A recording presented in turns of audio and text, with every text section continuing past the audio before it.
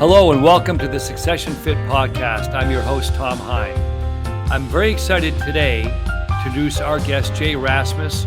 Jay's a partner at Mahoney Sabol Company, LLP, an accounting firm that provides comprehensive accounting, audit, tax, and business consulting services to a wide range of clients and industries.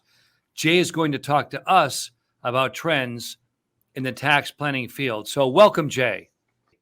Welcome, Tom. Great to see you. What are some of the biggest tax challenges right now that you see in both the audit and tax preparation business? Quite frankly, Tom, the biggest challenges our industry is facing now is people. They're hard to find the people, hard to get them to work, and it's hard to keep them happy. So I think, it's all a people issue at this point in time. Again, we're pretty much straight out on all sides. If we had more people, we get more work done. Simple as that. Right. Do you find that a lot of it is related to this desire to work remotely itself, or are there other issues related to that? I think the remote thing's a big thing. We are still totally remote. I mean, our people love it. But again, I think it's just the generation today. They want a better work-life balance than when you and I grew up and, worked, 80 hours a week, sweating every day, Yeah, no, that's so true. I mentioned that because in my next book coming out, which is next April, is a book on health and wellness. And you're exactly right. It is definitely a generational thing. And I think there are a lot of positive things to it, but there also can be some drawbacks. So great insight. For clients that are more entrepreneurial, do they tend to have a different mindset when working with you as opposed to those that maybe come from a traditional, manufacturing or services background? Yeah, I think you could say that. The entrepreneurs are also entrepreneurs when it comes to planning, and they want strategies. They're open to much more aggressive types of planning, whereas your standby manufacturers, construction companies, they've been doing that the way for years, and they sort of want to stay that way. It's clear. Right.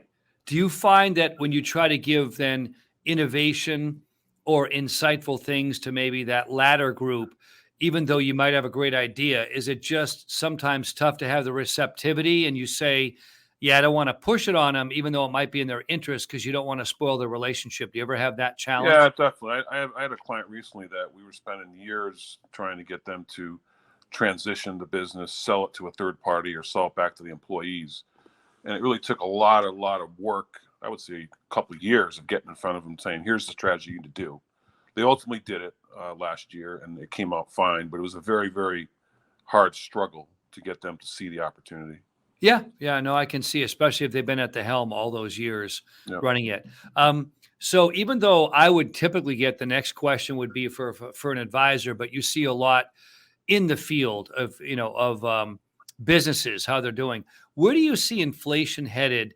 And what are some obvious or not so obvious side effects from your perch, not from an economist, but someone who's involved a lot, in the business? Well, we definitely see businesses worried about the interest rates, loans. They've got loans, buying things are slowing down a little bit. But again, I think until this next election, it's going to be tough to judge anything. I mean, gas is through the roof, electricity is through the roof, food. I mean, there's a lot of issues right now. So I think people are sort of laying low a little bit. But again, most of our clients, they're doing fairly well, quite frankly. Yeah, and I think that's a testament to the great work your firm has done over the years. And also, I think entrepreneurs, myself included, always have found a way to zig and zag. We always have to move one step forward because life does throw us all curveballs, and we have to adjust to that. Exactly.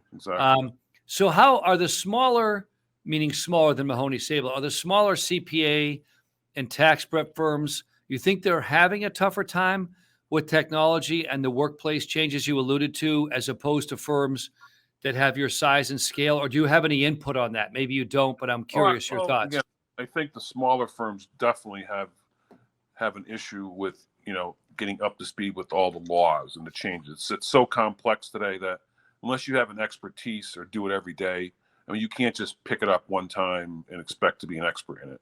So I think the smaller firms clearly have that fault. They may have a small little niche, but anything outside that niche, they don't have the expertise. Again, they're also being hit harder with the people issue. I mean, most of the people coming out of school now like to be with a larger firm so they can see more things, better things, get variety.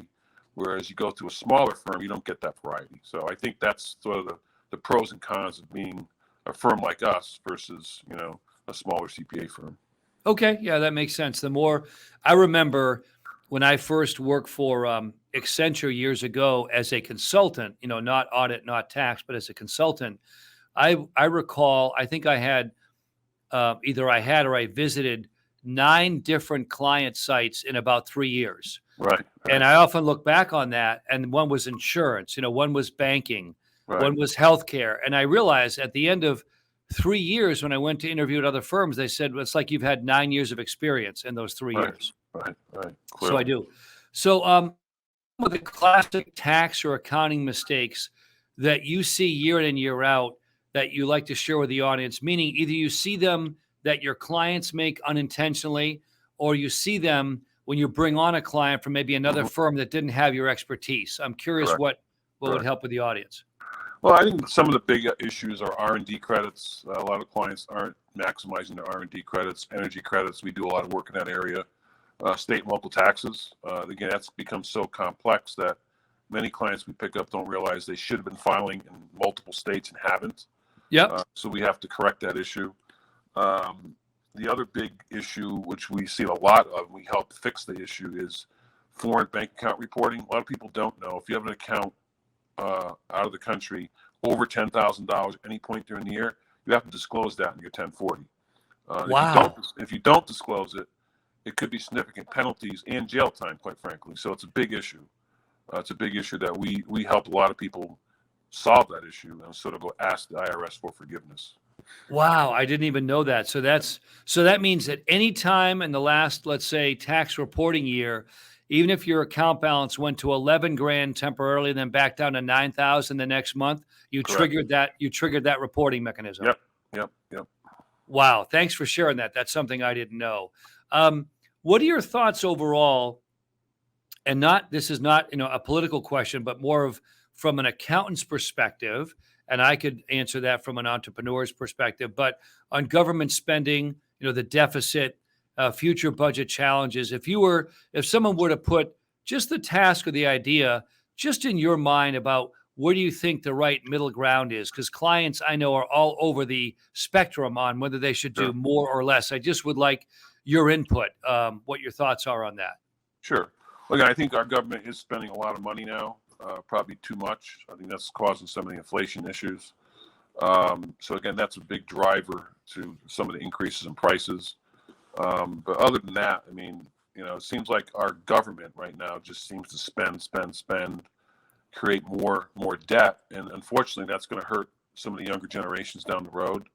They're going to have to pay for it. It doesn't go away, Right. And I've always said this to my clients, Jay, is that one of the challenges is I don't know how they raise more revenue in the future or do these pay-fors, because you and I know RMDs are there. Do they phase out or do a means test for the Roth? Like, I just want us to sort of spitball here. If they were to try to raise revenue, I know the sneaky one is on the estate tax one, but any other thoughts on what you've rumored or what they think, or if you had to just kind of guess, because they're going to have to raise revenue at some point in the future to pay for all this? Yeah, I mean, the tax rate's going to have to go up somewhere, somehow. I think the easiest hit would be the corporation rate, because everybody seems to think that corporations don't pay any tax, which I think is a false statement. People forget that, companies like Microsoft and these large companies, they pay stock options. Yeah. So those stock options are deducted by the company. So the company may not pay the tax, but the individuals, they pay a ton of income tax. So again, I think the corporation tax is an easy one for the politicians to sort of raise up a few points at this point in time. Right. And then my favorite, we always talk about the estate tax because families get hit with it once and, it's after the fact, right? The 706s and all that. Yeah. So that would be one that I remind my clients, to keep an eye, we want to keep an eye on the planning. Sure. So there has been some talk, and you can verify whether I've been what I call suspect of this too. Like, I'm not sure this is true, but I have heard some chatter about the RMD increasing to age 75. Are there any thoughts to this, or was it just, chatter on the internet, or any ideas there? Yeah, I don't see him doing that. That would be a revenue loser if you think about it. So I don't see anybody coming up with that idea at this point in time, to tell you the truth.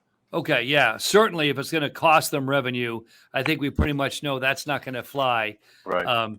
through either branch of the system. So, okay, so what does an audience, your audience or our audience, need to know about any estate tax changes as we come to those sunset provisions from the previous administration? Meaning, I know a lot can happen the fall, if the House and Sure. Senate flip Sure. over. But what are your thoughts on that with any of the sunset laws approaching?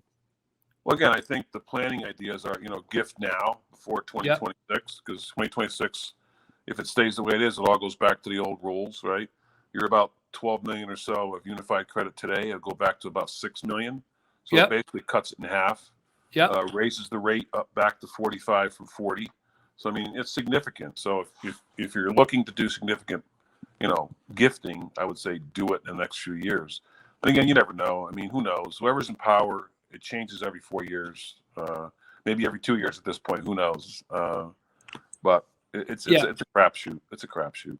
Yeah, and sometimes, as you know, like we've been telling clients, ironically, like this year with the market down, could be a great year to do a Roth conversion, Sure. if they can afford to, pay the tax because you're buying low. But like you said, you don't know the future, so that's true. So before we have some parting thoughts, what makes Mahoney Sabol unique? What are you and your team and your partners able to bring to the table that the listeners should know? Sure. Well, I think Mahoney Sabol is kind of a unique firm in this region because we're about 50 people. We have very low turnover, so our people are pretty experienced at what they do. Our other big asset is we have a BDO Alliance affiliation. I mean, BDO is the 7th largest firm in the world. So we could basically bring their expertise to the table at any time, whether it be a service we don't do or a technical aspect that we need help in. So again, it's a pretty unique alliance that I don't see anything else like it out in the market. And we have a very good relationship with BDO, and I think that really sets us apart. Most of the firms in the last few years have been sort of merging up. As you know, as partners get older, they want to cash out. There's no young kids taking over. Yep. So most of the firms in this region have merged up to larger, whether it be regional or national firms. And Yep. as you know, a national firm runs a lot different than a local firm. Yep. And it's pretty much, it's black and white. There's no arguments when it comes to a national firm policy, Right. Everything is run by the P&L statement, right? Exactly. Yeah. And so also, I know I can speak from experience, but you bring a personal approach because national firms, and I know I worked for one years ago, you are often stretched so thin between clients that it was very tough to build lasting relationships. So I'm sure that also helps set you apart. Absolutely. Great. So are there any other parting thoughts for the audience? And then we'll ask how they can reach you. But any other thoughts you want to share as we head into today being 6 months? This is the toughest 6 months to the stock market since 1970. That's So right. even I don't remember what it was like. Thankfully, I guess that what it was like to be in the market back then. I would just tell people, even if they're happy with their accountant, sometimes they don't know what they're missing. So we're always happy to take a look at things on a pro bono basis to give our thoughts, whether it be a new idea or a different approach. Just like a doctor. I mean, go to one doctor all these years, another guy has a different approach, a different way to do an operation. We have sort of the same kind of approach. We bring different aspects of consulting, tax, and auditing to the table. That's pretty much it. Sure. And how can they reach you? If you want to give the website, Sure. email, whatever, how could they reach you? Yes, MahoneySabol.com, MahoneySabol.com. You can reach me at Jay Rasmus, the letter J, Rasmus at MahoneySabol.com. Or you can certainly call me at 860-214-6326. Awesome. Well, thanks, Jay. We'll be in touch as we summarize this for next time. But some of the big issues we talked about today are, we know the budget deficit is growing, so there's going to have to be increased taxes down the road. We know that the biggest challenge for firms your size and larger is personnel, Correct. adapting to this new work environment. And the third thing is the sunset laws coming into play, that gifting could be an advantage. So those are some of the key points And Jay, we always appreciate your insight. I always appreciate your valuable insight into this area. So have a great 4th of July, and we'll be catching up soon. You too. Thank you, Tom. Take care. Bye-bye. Bye now. Yep.